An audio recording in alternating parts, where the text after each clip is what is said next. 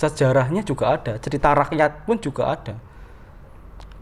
Zaman Calon Arang, zaman Ratna Manggali, menyebar wabah, orang ketakutan penyakit itu juga sudah ada. Itu dalam cerita rakyat. Ini bukan apa ya, bukan realnya atau apa. Ini cerita rakyat. Cerita rakyat ini bisa terjadi dan bisa tidak. Bisa ini hanya dongeng dan ini juga mitos. Sejarah atau mitos. Nah, itu sudah ada zaman dulu.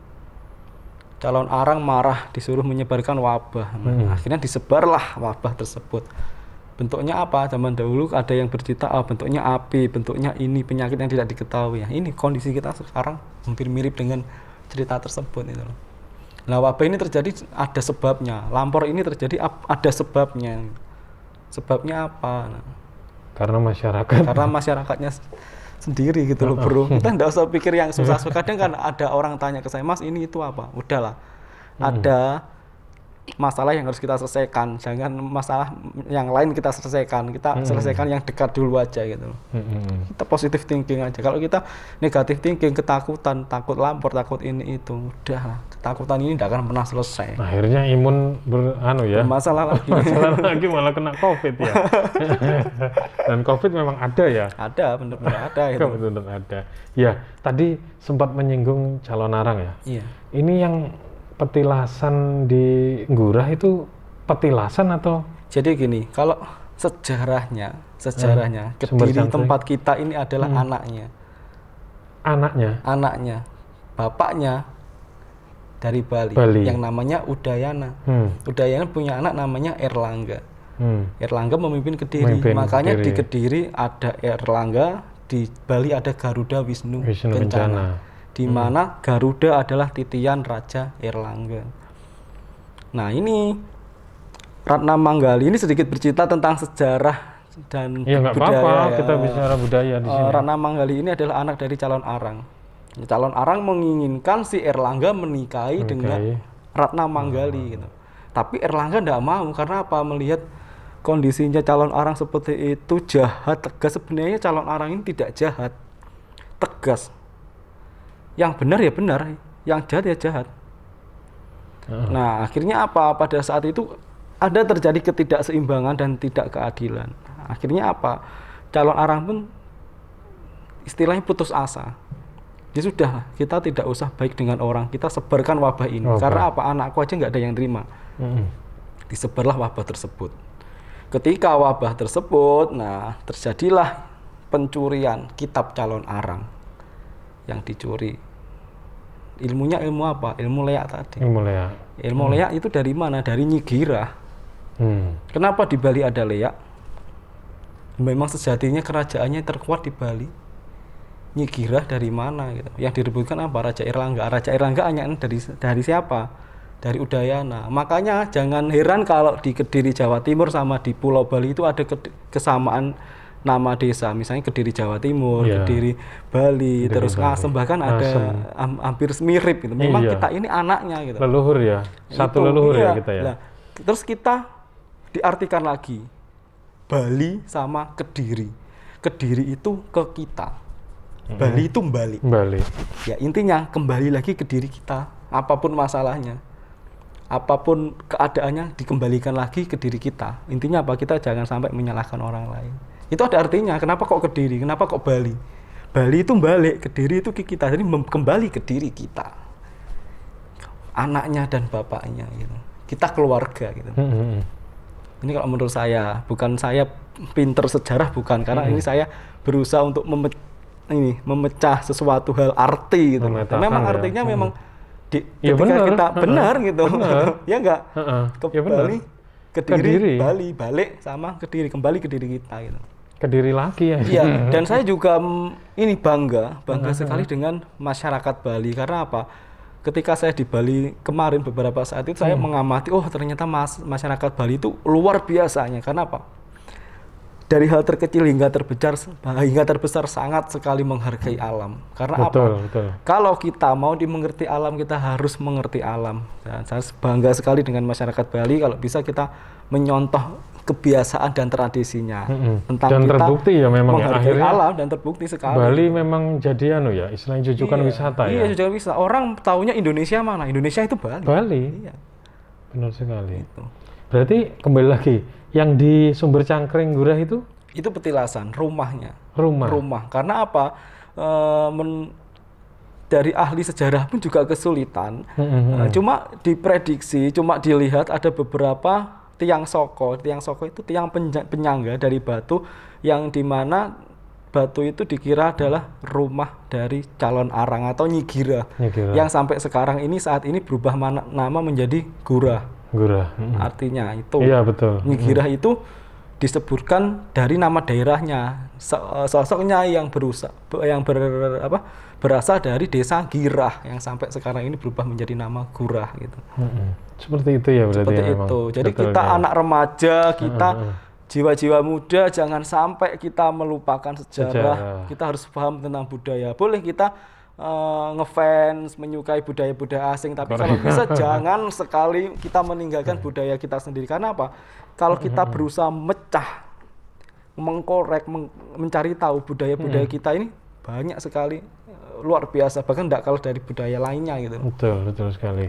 Ya, kalau kita lihat mungkin nama Gurah sendiri ya. Iya. Ini apakah benar kalau memang di Gurah itu bakal tampil semuanya? Iya, karena kan Gurah itu apa artinya? Mengangkat, diangkat. Kenapa pertemuan petilasan yang lain, situs terus yang terpendam-pendam. Kadang orang mau bangun apa begitu digali menemukan arca dan sebagainya. Memang dulunya itu adalah kerajaan. Jadi memang benar ya istilahnya kalau kita lihat topografinya ya, Gurah, Pagu, sama Pare. Ini kerajaan. Ketemunya nanti di Tegowangi. Iya. Pelemahan ya. Di Candi Tegowangi. Itu kerajaan semua. Jadi ibarat orang itu kalau bahasa zaman sekarang yang orang mudah paham itu, kita flashback ke riwayat Lapindo. Lapindo itu dulunya desa. Berhubung di situ ada masalah, akhirnya menjadi desa yang hilang. Desa yang terpendam. Sama kerajaan yang berada di bawah kita pun dulunya juga ada kehidupan yang terpendam. Ada di situ cerita yang terpendam. Itu memang benar-benar ada di sejarah kita. Kena letusan itu ya? Iya, gitu. Letusan Merapi, Kelut dan sebagainya. Seperti itu ya. Berarti memang kalau kita lihat kan memang berapa kali penemuan di Gurah ya, Pagu, Ngasem, Pare dan lain sebagainya. Dan itu hanya sebagian kecil ya? Iya, belum lagi kalau mau gali, kalau digali luas sekali. Karena apa? Hilang semua. Sejarahnya Kediri itu kerajaan yang paling luas Nusantara gitu. Iya, betul. Nusantara kerajaan paling kuat Kediri, bahkan orang mau datang ke Kediri pun takut. Ada apa? Mitosnya apa? Sejarahnya apa? Ya, kita sekarang mungkin lari ke situ tadi tentang mitos ini tadi. Mitos yang mengatakan bahwa pimpinan-pimpinan negara khususnya Indonesia ini kalau berkunjung ke Kediri, kenapa kok tidak berani?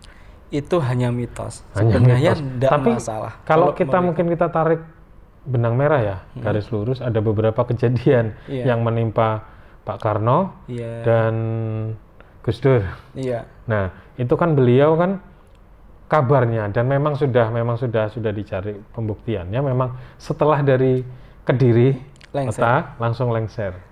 Gini Mas. Bagaimanapun caranya. Iya, karena ini ada kekuatan mistis di dalam Kediri yang pernah diramalkan Raja Jayabaya.